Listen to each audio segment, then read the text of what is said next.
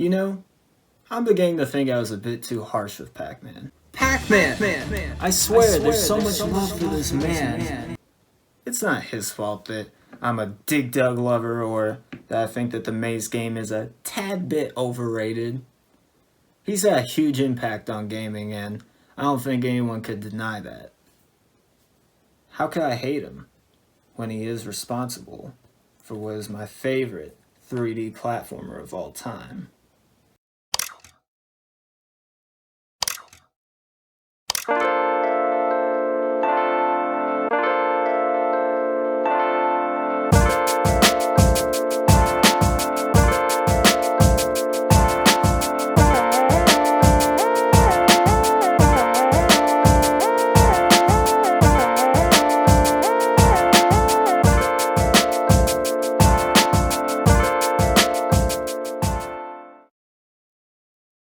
Growing up, what was your favorite 3D platformer?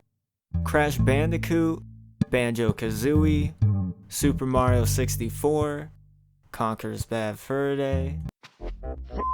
Why is it everybody so offensive around here?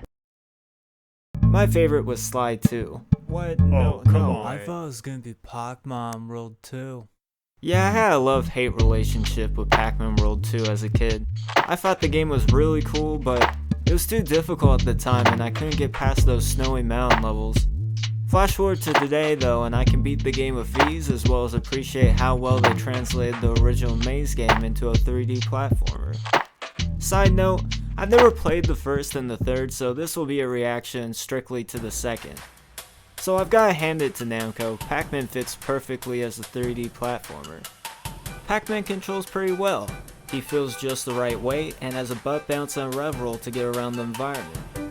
The world is vibrant and varied, with fruit and pack dots scattered around as collectibles. There's also tokens that you can collect to unlock arcade games, such as Pac-Mania and Miss Pac-Man. There's a lot of love put in this game, and you can tell just by the sound effects used alone.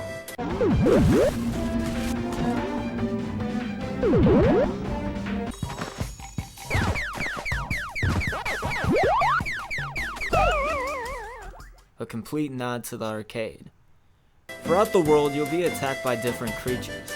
Some are ghosts that relate to the theme of the environment, such as hunters in the forest, while others include things like wild pack dogs, beetles, sharks, cavemen made out of cheese, and my favorite, hookahs, which makes me wish for a 3D Dig Dug platformer so bad. Okay, going back to ghosts, what have the four done now? Before we start the game, we see a cutscene of the ghosts dicking around in Pac Village. A lot of dickage, in fact.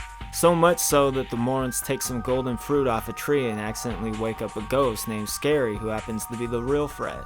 He promises the four that together they'll get rid of Pac-Man forever.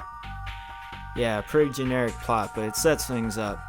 The next day, this professor dude comes over to Pac's house and tells them an even more generic story about how a knight named Sir Pac-a-Lot defeated Scary by using the golden fruit created by a wizard. Was this needed? Not really, but oh well. After that, we're introduced to the hub, Pac Village, where we can learn the mechanics, talk to the Pac people, and play games in the arcade. It's awesome. From there we go to the pawn levels, which is where nostalgia is cranked to maximum on the dial. The music is super upbeat, and the area itself is really peaceful. Until you come across this thing.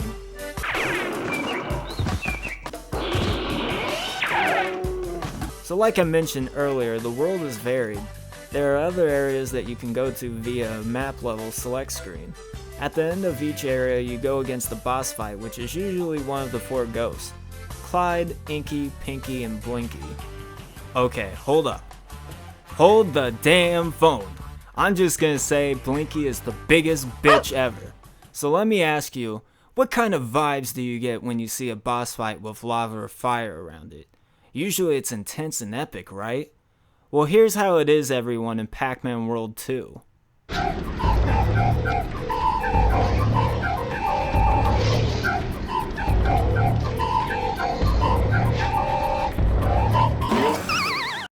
Blinky is the hardest boss fight in the game, and he ain't even last.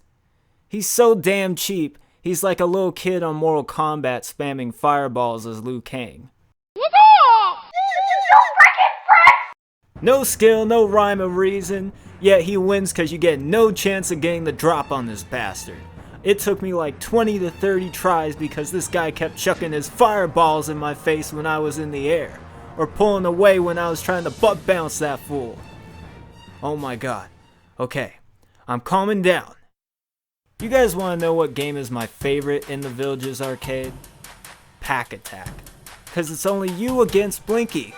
Yeah, I'm the boss now, bitch. Okay, enough of the hate. There's a lot of replay value in this game with the tokens. All the levels except for boss fights have 8 tokens plus 2 bonus tokens. One for completing the level's time trial, and another for 100% completion. This means collecting all fruit, pack dots, and beating the new mazes. These are shown as Galaxian flagships. The new mazes are okay.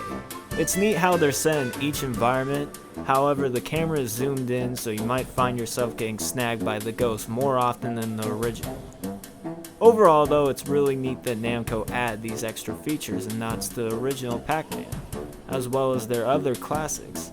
If you're a Namco fan, then playing this gem is a must. Well guys, I had a really fun time revisiting this game, and I look forward to fishing out more treasures from my childhood as well as yours with you guys. Now if you excuse me, I've got some more tokens to get. Gotta unlock Miss Pac-Man, you know.